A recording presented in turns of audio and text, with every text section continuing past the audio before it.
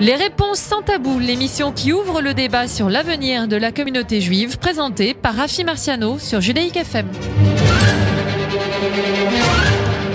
Un message d'Israël Tzedaka by Kalita. Dimanche 8 mars, veille de Pourim, grande journée de collecte au bénéfice du fonds d'urgence pour les Olim francophones en difficulté. L'objectif de cette collecte, la solidarité avec les Olim francophones en Israël. Dimanche 8 mars, restez à l'écoute de Radio J, Judaïk FM et Studio Kalita, réunis pour aider nos frères en Israël. Israël Tzedaka by Kalita, 01 77 38 49 34 et Israël-tzedaka-by-kalita.org.il. Serfa en retour. Bonjour à tous les auditeurs de Judaïk FM. Merci de nous rejoindre pour cette nouvelle émission des réponses sans tabou. Et effectivement, Israël Tzedaka by Kalita, toute cette journée exceptionnelle, qui est une grande journée de dons, consacrée à l'aide à 1000 familles d'Olim francophones qui vivent sous le seuil de pauvreté, des centaines d'enfants, des personnes âgées, démunies et isolées, des handicapés en souffrance. Et pour en parler avec moi dans le studio, Alexis Lacroix, directeur d'antenne de Judaïk FM et Radio J. Et on va interviewer le président. On a le privilège de recevoir le président de Kalita, Marc Eisenberg. Bonjour. Bonjour. Alors, vous êtes en direct de Jérusalem. La première question, c'est Alexis Lacroix qui va vous la poser. Bonjour Marc Eisenberg. Alors, nous sommes dans une journée particulière qui est consacrée, comme le Rafi le disait, à Israël Tzedaka by Kalita. Comment a germé l'idée de cette opération? C'était lors d'un rendez-vous avec un des responsables du ministère des Affaires sociales, Avigdor Kaplan apparemment. Est-ce que vous pouvez nous raconter les circonstances qui vous ont conduit à avoir ce projet et à le mener à bien? Le mener à bien, ça va dépendre de la générosité de chacun aujourd'hui. Et je compte sur tous nos auditeurs, leurs familles et leurs amis. En fait, nous avons créé Kalita en Israël pour aider l'intégration des Olim, parce que pour une partie d'entre eux, c'est difficile. Changer de culture, changer de pays n'est pas simple, même lorsque on connaît Israël et on a de la famille. Et on s'est principalement occupé de problèmes administratifs, de problèmes de reconnaissance de diplômes français, des problèmes d'emploi, puisque la première nécessité, c'est de travailler pour avoir et des revenus et également une certaine dignité. Mais nous n'avions pas mesuré à quel point, pour une partie des Olim, il y a une situation financière absolument dramatique. Alors on peut citer 90% vont bien et 10% nettement en dessous du seuil de pauvreté. Voilà, on peut citer d'ailleurs, Marc Eisenberg, un chiffre global. Selon une étude très récemment parue, il y aurait en Israël, sur près de 9 millions d'habitants, 2 300 000 habitants qui vivent sous le seuil de pauvreté, parmi lesquels 1 million d'enfants, à peu près, un petit peu plus d'1 million d'enfants, et 1000 familles de Olim français ou francophones. C'est évidemment à eux que se destine Israël Tzedaka que vous avez inventé cette année. Mais un peu plus de 1000 familles qu'on a déjà identifiées, et également une centaine de personnes isolées, seules, auxquelles nous voulons venir en aide grâce aux dons qui seront faits aujourd'hui. Et puisqu'on est dans les chiffres, en Israël, on est de manière générale presque au plein emploi, 4% de chômage, mais chez les Olim récents de ces 5 ou 6 dernières années, nous avons plus un tiers de chômage. Ceci explique cela. Et par rapport à la pauvreté qui existe dans une partie de la population israélienne, malgré le miracle économique et également Israël au niveau technologique, il faut comprendre que pour une famille d'Olim qui ne maîtrise pas la langue, qui n'a pas de réseau en Israël, qui n'a pas les codes, c'est encore beaucoup plus difficile, et c'est la raison pour laquelle nous devons faire un effort spécial pour les aider. Alors, Marc Eisenberg, il y a une mobilisation aujourd'hui. Depuis toute cette semaine, on a écouté des témoignages émouvants sur la station Kalita. Et pour ce fonds d'urgence pour Olim francophones, la solidarité en action, c'est de donner à manger à ceux qui ont faim, dites-vous. C'est aider les personnes vulnérables. C'est améliorer le quotidien des plus pauvres. C'est de lutter contre l'exclusion sociale. Et certaines personnes se posent la question, est-ce que c'est pas aussi du ressort de l'État israélien ? D'abord, l'État d'Israël, de manière générale, fait déjà des choses magnifiques. Dans un petit pays qui est en guerre et qui dépense malheureusement de manière obligatoire une partie de ces recettes, une partie importante de ces recettes pour l'aspect sécuritaire et pour l'armée. Néanmoins, pour cette population, ça ne suffit pas. Quand on regarde les aides, les allocations familiales, aides au logement, etc., qu'on reçoit en France, évidemment, ce qui est versé en Israël est beaucoup plus faible malgré les efforts de l'État. Alors, ce que j'espère, c'est grâce à cette mobilisation, retourner voir les différents ministères, et c'est le moment avec un gouvernement qui, on l'espère, va se former, en leur disant, regardez, 5227 personnes, par exemple, ont participé à cet effort de solidarité. Et en dehors du chèque final, le fait que beaucoup de personnes se mobilisent aujourd'hui en France et en Israël est très important pour que les responsables politiques israéliens prennent conscience du phénomène et effectivement arrivent à nous donner un peu plus de budget, c'est indispensable. Alors Mais on a bien parlé de fonds d'urgence, on a parlé de fonds d'urgence parce que faut comprendre que tout ce qui est administratif prend un certain temps et il arrive que nous recevions des coups de fil de gens qui ont besoin d'une aide immédiate dans les 24 ou 48 heures, ce qui évidemment ne peut pas passer par une procédure administrative. Alors, nous savons que l'opération Israël Tzedaka Baïkalita est soutenue par plusieurs organisations amies, plusieurs associations et plusieurs partenaires dans cette action. C'est très important et c'est le sens de l'ensemble de mes actions personnelles dans la communauté juive, que ce soit en France ou en Israël, c'est de faire les choses dans l'union et avec le maximum de partenaires. Donc effectivement, il y a un certain nombre d'organisations sociales qui font dans le social en Israël, avec lesquelles nous sommes associés, qui font partie généralement de Kalita, et qui vont lever des fonds pour cette opération et bénéficier du matching que nous sommes en train de mettre en œuvre, c'est-à-dire en dehors des petits et moyens dons que nous espérons de chacun d'entre vous.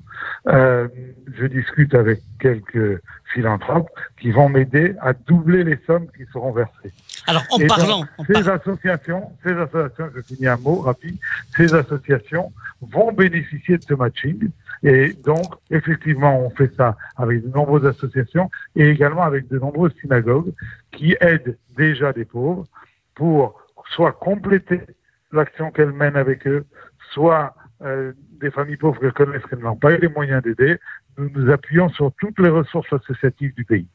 Et en parlant avec beaucoup de nos coreligionnaires, avec beaucoup d'associations ici dans la communauté juive de France, ils sont très émus qu'une organisation francophone en Israël se préoccupe de ces olim en Israël. Et c'est une tzedaka qui est en Israël. Et la mitzvah rappelait le rabbin Ben Ishaï ce matin sur l'antenne de Kalita que d'abord la tzedaka en Israël est un impératif incontournable. Oui, il disait que de tout temps, lorsqu'il y avait il y a toujours eu des familles juives qui vivaient en Israël ces 2 dernières 1000 années, et que le fait de faire une tzedaka en Israël était prioritaire par rapport aux pauvres que l'on connaissait dans sa communauté. Donc effectivement, on espère faire une opération importante, mais ce que je voudrais dire aussi, c'est que l'idée de l'opération, c'est pas d'avoir des familles assistées à vie. C'est des familles que nous allons aider à travers des accidents de la vie qu'elles ont rencontrés. C'est ponctuel. De sortir la tête de l'eau et de se remettre dans un process vertueux, de pouvoir retrouver du travail, etc. Mais vous ne pouvez pas chercher du travail lorsque vous ne savez pas ce que vous allez donner à manger à vos enfants à la fin du mois.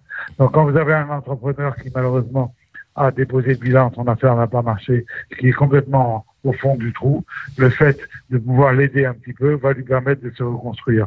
Lorsque vous avez, comme on l'a rencontré, une femme divorcée avec 5 enfants à charge, dont le mari ne paye pas la pension alimentaire, qui travaille mais qui a un emploi complètement peu en rapport avec ses réelles compétences, parce qu'elle n'a pas le temps de chercher, elle a des problèmes alimentaires de fin de mois.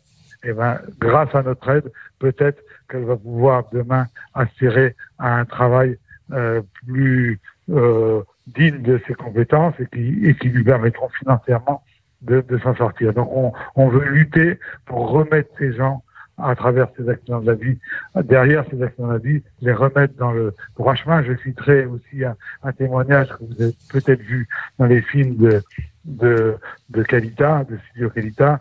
C'est cette femme qui est revenue en Israël avec 4 enfants, a compris qu'elle ne pourrait pas poursuivre son travail d'enquêtrice pour la banque qu'elle avait en France, une très bonne situation, et qui a fait une reconversion professionnelle magnifique malgré un hébreu moyen. Elle a travaillé pendant 1 an et demi pour devenir secrétaire médicale, un diplôme d'État, et elle est sortie première d'une promotion de 120 personnes en Israël. Elle a obtenu un travail à Shaare Zedek, tout allait magnifiquement, sauf qu'il y a eu un attentat à Jérusalem.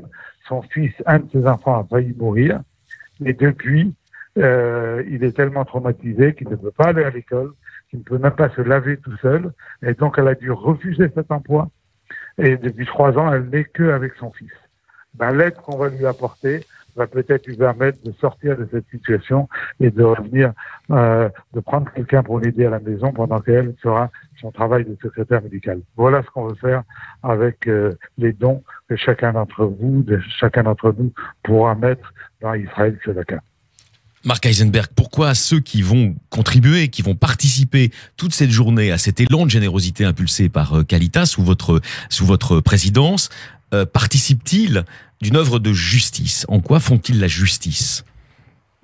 Parce que le mot tzedaka, qui est souvent traduit et mal traduit par charité, veut dire justice. Et que dans le judaïsme, le rapport que nous avons avec l'argent est très différent de celui qui existe avec le christianisme. Le christianisme, quelque part, n'aime pas la richesse et considère que c'est une difficulté d'être quelqu'un de bien, d'avoir des valeurs morales lorsqu'on est riche. Le judaïsme n'a pas du tout cette position, et d'ailleurs, de très nombreux rabbins, cités par exemple à Pessah, etc., étaient des gens riches. Mais ils considèrent que cette richesse, elle est éphémère, et que cette richesse n'est là que pour nous donner la responsabilité de rétablir la justice, c'est-à-dire à minima de donner sa chance à chacun et de donner le minimum à chacun pour qu'ensuite il puisse s'en sortir. Donc effectivement, quand on participe à ce type d'action, on rétablit la justice dans le monde, de la même façon que tous les 50 ans, il y avait le jubilé et on redistribuait toutes les richesses. C'est comme ça que ça s'est passé au moment de la Bible. Aujourd'hui, quand vous avez la chance d'avoir gagné un peu, moyennement beaucoup d'argent, vous participez à la justice en en redistribuant. Et comme on connaît toujours quelqu'un de plus pauvre que soi, tout le monde est concerné, même s'il ne s'agit que de 20 shekels, 20 euros. Un don est un don, c'est très important de le faire. Oui, c'est-à-dire que la solidarité juive implique l'hospitalité, l'accueil de l'autre dans le besoin, l'autre qui doit participer, comme dit Maïmonide, à nos fêtes, à partager notre pain, à partager nos biens. Et donc, Israël Kalita va mettre en route cette action, mais concrètement, aujourd'hui, c'est une aide directement, 100% des sommes seront reversées soit à des associations, soit à des familles. Marc Eisenberg? Absolument. Il n'y aura aucun frais administratif qui sera retenu sur cette opération. Toute l'équipe de Kalita travaille de manière bénévole pour cette opération. Nous avons aujourd'hui une centaine de personnes qui vont appeler des gens, principalement en Israël, mais également en France, qui sont bénévoles. Donc 100% des sommes vont arriver aux familles. Mais mieux que ça, nous bénéficions de la générosité fiscale de nos pays. Et en France, vous savez qu'aujourd'hui, quand on reçoit un CERFA, on peut déduire sur l'impôt sur le revenu 2/3 des sommes qu'on a versées, 2/3. On peut également avoir des bénéfices également sur l'IFI. Donc c'est quelque chose de très important. Et avec le matching que nous opérons, ça signifie clairement la chose suivante. Vous donnez 100 euros. En réalité, ça vous coûte à vous, après le bénéfice du CERFA, 35 euros. Ces 100 euros, nous les matchons. Ça fait 200 euros qui arrivent net pour les familles sous forme de bons alimentaires, de bons pour les vêtements, de paiement de factures d'urgence. Ces 100 euros se sont transformés en 200 euros net, alors que ça vous a coûté à vous 35. Si vous faites un petit calcul, ça veut dire que chaque don a été multiplié par 6, chaque don français, grâce à cette politique fiscale généreuse. En Israël, c'est un petit peu moins. La déduction fiscale n'est que mais c'est déjà ça, 35%, ça permet de multiplier un don par 3. Donc là, il faut, tous ceux qui nous écoutent et qui ont déjà donné à des œuvres magnifiques, à des tas d'appels plus justifiés les uns que les autres sur l'éducation, sur la recherche médicale, en général pour Israël, pour les communautés, etc., qu'ils entendent, que la première mitzvah, c'est de donner à manger à son voisin, 2, qu'il est exceptionnel de participer à une campagne où 1 euro égale 6, et en plus une campagne qui a lieu avant Purim. Et donc, le fait de donner aujourd'hui sur le site Israël Tzedaka, de donner avec une carte bleue directement sur le site, nous permet également de participer à cette mitzvah de Matanot Laeviodim, de donner aux pauvres, qui est une mitzvah spéciale qu'on doit accomplir, en plus de ce qu'on a déjà fait pour Purim. Et donc, les rabbins nous ont dit, puisque nous allons dès mardi donner une partie des sommes à des familles pauvres, que tout le monde sera exonéré de cette mitzvah s'il donne aujourd'hui sur le site de Kalita. Un des responsables d'une fondation que j'appelais ce matin, Mark Eisenberg, me disait, vous savez, le bonheur ne serait pas légitime s'il demeure dans notre communauté des existences brisées. Vous partagez ce point de vue, certainement. Je dirais simplement que quand je me promène dans les rues de Tel Aviv ou de Paris et que je vois des gens en train de tendre la main pour qu'on leur donne le bol, quand je vois à Paris des gens qui dorment malgré l'hiver dehors sur le sol, je suis bouleversé. Et donc évidemment, on ne peut pas être heureux tout seul dans son coin.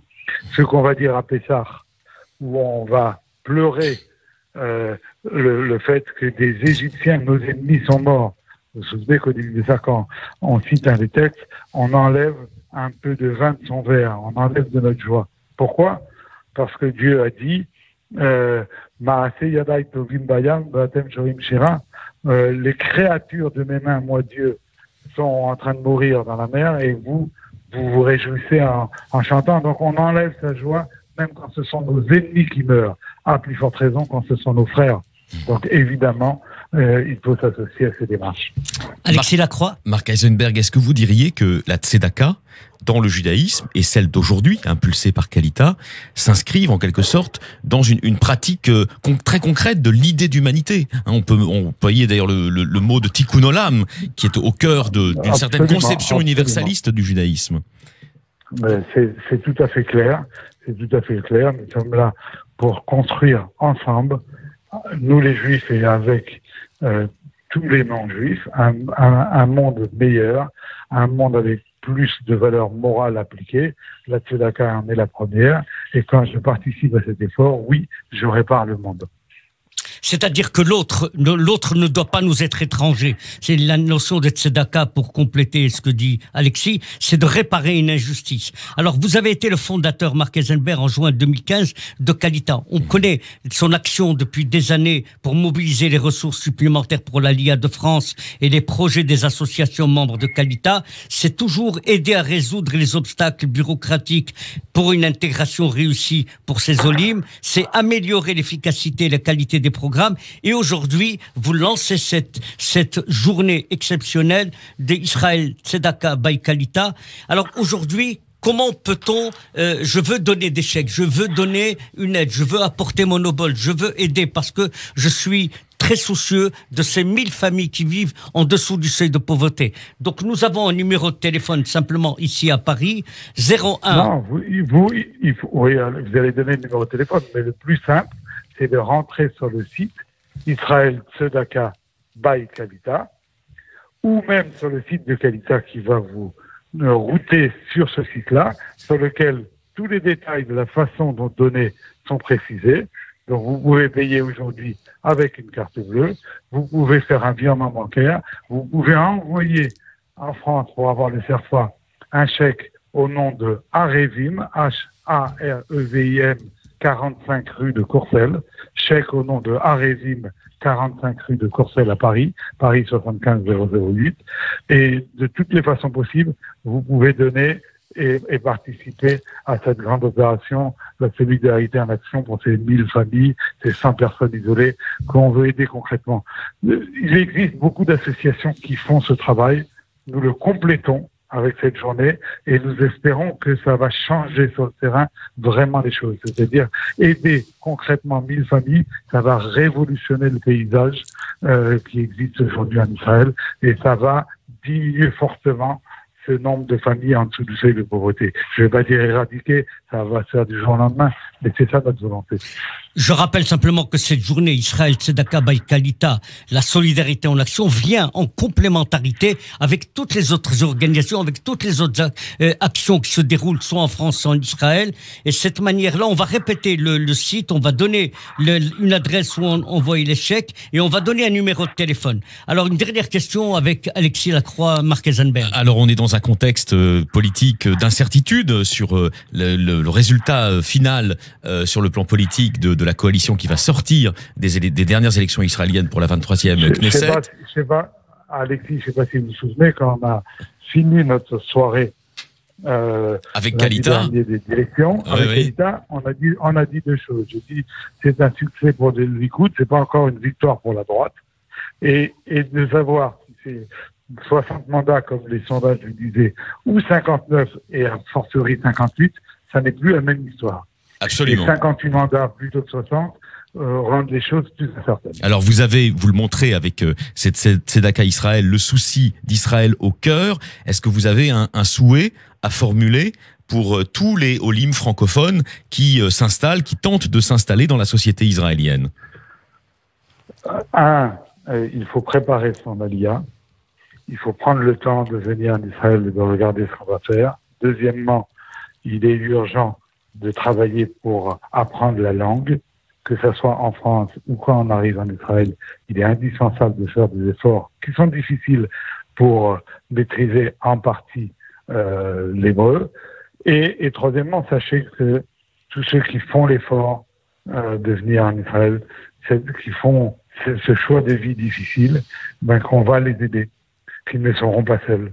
Et ça, c'est important, par Kalita et par d'autres associations auxquelles on va les envoyer. Ils ne seront pas seuls, on est là pour les aider. En dehors de ces 1000 familles, dans les cas sont dramatiques, on va aider d'autres familles de manière conviviale à s'intégrer dans la communauté israélienne. Je rappelle aux auditeurs que vous avez le soutien du ministère du gouvernement israélien dans cette action, parce que c'est une action utile pour tous. Cette initiative que vous avez prise, c'est pas une initiative isolée, mais qui vient en complémentarité avec des associations amies, avec d'autres organisations et le soutien du gouvernement israélien. Alors, je rappelle Marc Eisenberg, j'ai envie de vous poser une question. Qu'est-ce qui fait courir un dirigeant comme Marc Eisenberg aujourd'hui? Le fait de changer concrètement la situation de certaines personnes dans la difficulté, de faire une action concrète qui soit mesurable, efficace et qui change la vie des gens. Alors ça nous fait courir. Voilà. Vous avez cette option de la justice pour tous. Oui, on peut faire des discours, on peut construire des bâtiments. Ce qui m'intéresse moi aujourd'hui, c'est qu'est-ce qui a changé concrètement dans la vie de telle ou telle personne. Alors Manishtana, avec cette nouvelle action d'aujourd'hui, Marc Eisenberg.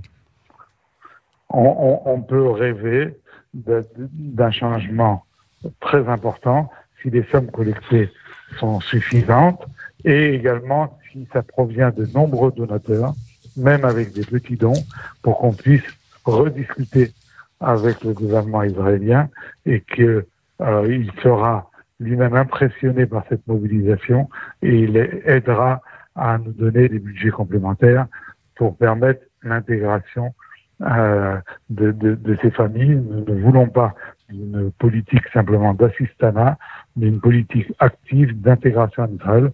Mais nous avons besoin d'aider ces frères et sœurs qui sont vraiment dans une situation dramatique, comme cette famille, par exemple, où on m'a raconté que la femme expliquait qu'elle avait rasé la tête de ses enfants parce qu'elle ne pouvait pas leur payer des shampoings régulièrement. Donc il y a vraiment des situations dramatiques auxquelles notre devoir est d'y mettre fin quand nous avons la chance de pouvoir le faire. un proverbe yiddish qui dit on ne peut pas avoir 2 poulets dans son assiette. Autrement dit, quand on a l'argent qu'il faut pour vivre et manger correctement, il faut s'occuper des autres. Alors, grâce à vos dons, chers auditeurs, et à toute la communauté, grâce à vos dons, à nos dons, ils pourront retrouver, comme dit Marc Heisenberg, la dignité et l'espoir. Associons-nous à cette action, aujourd'hui, cette grande journée de dons. Donc, je rappelle que vous pouvez envoyer un chèque à l'ordre de Arevim, H-A-R-E-V-I-M, et de l'adresser au 45 rue de Courcelles, dans le 8e. Arevim, H-A-R-E-V-I-M. 45 rue de Courcelles, 75 008 Paris, ou téléphoner 01 77 38 49 34, 01 77 38 49 34, ou aller directement sur le site de Kalita, où vous allez avoir toutes les indications pour payer en direct, en ligne, etc. Marc Heisenberg, merci de nous avoir éclairé. Je privilégie vraiment la 3e formule. Tout est possible, mais un don aujourd'hui en carte bleue sur le site sécurisé de Israël, Tzedaka by Kalita, est la meilleure chose, et ça nous permettra, nous avons un compteur, de voir à combien on arrive à la fin de cette grande journée de générosité. Donc si on peut passer par la 3e solution, si vous pouvez donner en ligne et appeler 1 ou 2 personnes que vous connaissez qui n'auraient pas entendu cette émission, vous aurez fait vraiment une action remarquable. Merci à la générosité de chacun. Merci à vous, Marc Heisenberg, et on attend les résultats avec impatience de cette grande journée, et c'est une des grandes qualités du peuple juif aujourd'hui de s'associer à cette dette de 1000 familles de Olim. Merci à vous, chers auditeurs, et à la semaine prochaine. Les réponses sans tabou, l'émission qui ouvre le débat sur l'avenir de la communauté juive, présentée par Rafi Marciano sur Judaïque FM.